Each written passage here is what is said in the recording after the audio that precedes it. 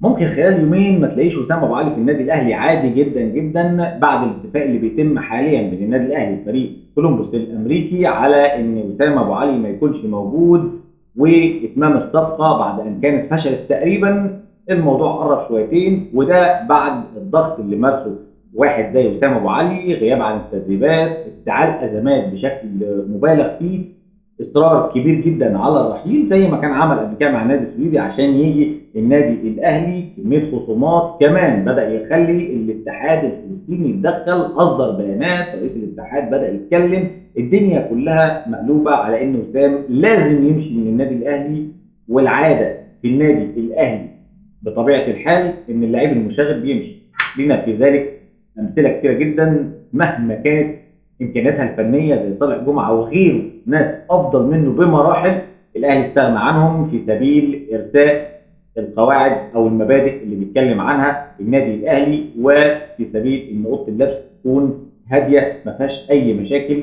فالاهلي في الفتره الحاليه، حتى لو فترات الصيف الحاليه ما تمش البيع، والبيع ما تمش مع وسام لاي نادي تاني، كان النادي الاهلي هيصر على بيع وسام ابو علي في اي فتره انتقالات قادمه، لان وسام ابو علي اصبح يمثل عقبه واصبح يمثل مشكله كبيره جدا للنادي الاهلي في اوضه اللبس في الفترات الحاليه، وبالتالي بيعه امر ضروري في النادي الاهلي. لذلك النادي الاهلي اتخذ قراره بخروج وسام ابو علي بيع نهائي بلا رجعه. غالبا كمان هيكون في بيان من النادي الاهلي يبين فيه كافه التفاصيل للبيع، ايه اللي حصل، عشان اوضه اللبس، عشان اي حد بيفكر في حاجه زي كده. حتى ممكن يكون قايل في البيان كمان حتى لو وسام ابو علي هيرجع على اي نادي مصري ما يهمناش ما يفرقناش. الموضوع بيحاولوا يكون فيه قواعد تتحط لاوضه اللبس عن طريق اتمام الصفقه دي بشروط النادي الاهلي. الموضوع مش مجرد بيع وخلاص، لا، الموضوع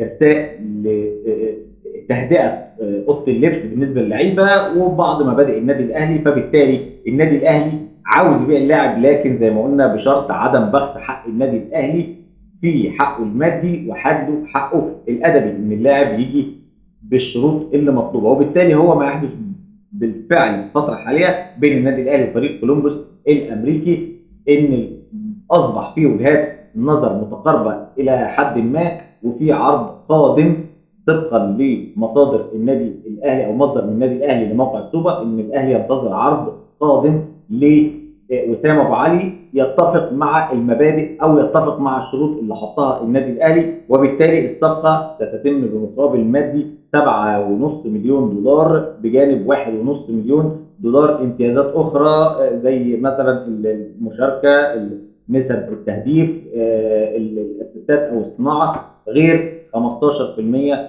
نسبه اعاده بيع للنادي الاهلي من بيع النادي الامريكي لوسام ابو علي. يزيد على ذلك ان الصفقه هتتم في خلال يومين على اقصى تقدير ان شاء الله. فبالتالي النادي الاهلي منفتح جدا على بيع اللاعب، لكن بشروط وضعها النادي الاهلي. اذا ما تحققت سيتم البيع فورا، لم تتحقق الموضوع هيكون واقف زي ما هو.